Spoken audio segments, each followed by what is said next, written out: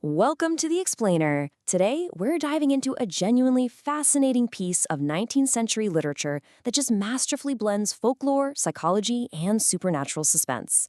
We're going to unpack George Sand's incredible 1861 play, The Drac. Let's get right into it. The original French text of Le Drac perfectly sets this moody 19th century theatrical vibe.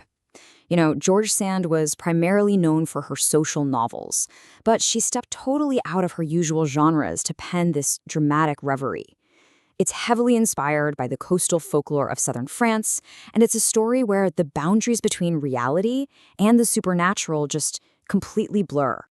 To really grasp the atmosphere of this play, we have to look at Sand's own preface. She writes, "The human mind possesses this instinct for impossible conquest. It can dream of delight in possessing a world that denies the body the very conditions of life." Man, that just pulls you right into the misty, unpredictable world of the story, doesn't it? It hints at the core theme here, our deep human desire to grasp the unknown, to reach out into the abyss and pull something magical back with us. Section 1. The Myth of the Drac, a Coastal Superstition. Okay, let's establish the scene. Our story kicks off in the jagged, genuinely eerie coastal setting of Cape Moret. It's a place absolutely steeped in superstition, where the local fishermen believe that unseen spirits control the weather, their catches, and basically their very lives. Sand paints this picture of a forest of rocks stretching as far as the eye can see, an army of livid specters steeped in salt. And right amidst this dramatic, jagged landscape, we get our inciting incident. The Drac, a mythical, immortal sea spirit with azure wings, desperately longs to experience human life. So, by the power of the king of the elves, the Drac mysteriously assumes the body of a drowned apprentice boy named Nicholas. Suddenly, you have an eternal spirit bound entirely by human flesh. Section 2. The Fantastic, a Structural Approach. As the Drac, who now looks exactly like the boy Nicholas, starts interacting with the locals, this rising atmospheric tension really takes hold.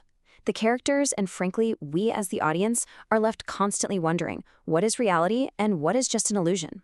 And Francine, the daughter of the local fisherman, brilliantly illustrates that exact tension. She skeptically remarks, "If the Drac is a spirit, he can't eat hazelnuts." Her father is busy leaving out nuts to appease the sea spirits, but Francine, she represents our own rational doubt. The narrative is constantly oscillating between ordinary, everyday life and the very real possibility of the supernatural, never letting us feel completely sure of what's actually happening. And this exact moment of doubt unlocks a major piece of literary theory. According to the structuralist Svetlana Todorov, the fantastic is defined precisely by this moment of hesitation. It's that tightrope walk experienced by a character and the reader when confronted with events that resist immediate rational explanation. Do we believe the folklore, or is there a logical answer? Sand perfectly engineers this Todorovian hesitation throughout the entire play. Moving to Section 3. The Jungian Trickster, a Disruptive Force. The story doesn't just rest on suspense, it actually evolves into full-blown psychological chaos. The supernatural Drac, living as Nicholas, falls deeply in love with the human Francine. But because he's experiencing human passions for the very first time, he literally has no idea how to handle them. His behavior becomes increasingly erratic, jealous, and honestly pretty malicious. Now, what's really interesting here is how the Drac maps perfectly onto Carl Jung's psychological concept of the trickster archetype. This is a figure of chaos, instability, metamorphosis, and major disruption. Once the Drac takes human form and feels the sting of unrequited love, he entirely embodies this disruptive psychological force, just tearing at the social fabric of the human characters around him. He's trapped in a profoundly tragic, divided existence. On one hand, he retains all the memories of an immortal sea spirit, longing for ethereal freedom and unbounded knowledge. But on the other hand, he's stuck in the physical form of a flawed human boy, completely vulnerable to thirst, exhaustion, and most dangerously, corrupting human passions like jealousy and spite. He is essentially a supernatural being poisoned by human frailty. You can actually track this psychological metamorphosis right across the 3 acts of the play. He starts out with this innocent desire to connect with humanity. But then, when Francine's former lover, Bernard, returns, the Drac is just consumed by jealousy. This drives him straight into malicious deception, actively trying to ruin lives. Finally, realizing the horrific consequences of his actions, it all culminates in a desperate plea for redemption. Section 4. Rise of the Double, the Sinister Spectre. Let's zoom in on that phase of malicious deception. Fueled by jealousy over Francine's affection for Bernard, the Drac uses his residual dark powers to do the unthinkable. He summons a sinister specter, a dark double of his rival, to completely destroy Bernard's reputation and relationship. The Drac weaponizes his trickster nature in some truly devastating ways to sow chaos.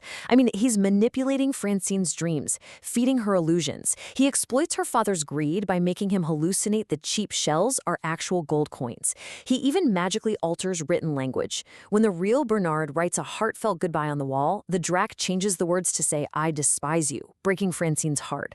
And worst of all, he unleashes that sinister double. And the contrast between the two Bernards is just stark and terrifying. The real Bernard is an honorable sailor who's returned deeply repentant for his past mistakes, genuinely seeking forgiveness. But the false Spectre Bernard, the one conjured by the Drac, he's a manifestation of pure psychological horror. He's drunk, brutal, corrupt, and tries to force Francine to run away with him. The Spectre preys entirely on everyone's worst fears about who Bernard used to be. Francine completely nails this Todorovian uncertainty when she tells the Spectre, "Your face has changed, you are pale, and you bring good news with a cruel, gloomy look." She recognizes Bernard physically, yet she senses this terrifying disjunction in his essence. She knows something is deeply, deeply wrong, even if her eyes tell her it's the man she loves. It makes us question the very reliability of human perception. Section 5. Power of Forgiveness, Climactic Resolution. Let's see how this all builds to an end. After all this supernatural manipulation and psychological torment, the narrative reaches a boiling point on the jagged cliffs overlooking the sea. The real Bernard returns, completely unaware of the Spectre causing chaos in his name, and confronts the absolute madness the Drac has engineered. The resolution on the cliffs is just incredibly emotional and beautifully human. The real Bernard, facing the ruin of his life and standing right before the precipice, makes a solemn vow to forgive his enemy, whoever it is. Simultaneously, Francine, realizing the Drac is a tormented soul rather than a pure demon, drops to her knees and prays for his deliverance. It is human compassion, prayer, and unconditional love that ultimately break the trickster's dangerous illusions. And the ending is just so wildly cinematic. As the sun rises, its light destroys the dark Spectre. The Drac, purified by Francine's forgiveness and Bernard's mercy, is released from his human prison. We hear his voice echoing from the cliffs. "Happiness to all creatures. Francine, blessed be you.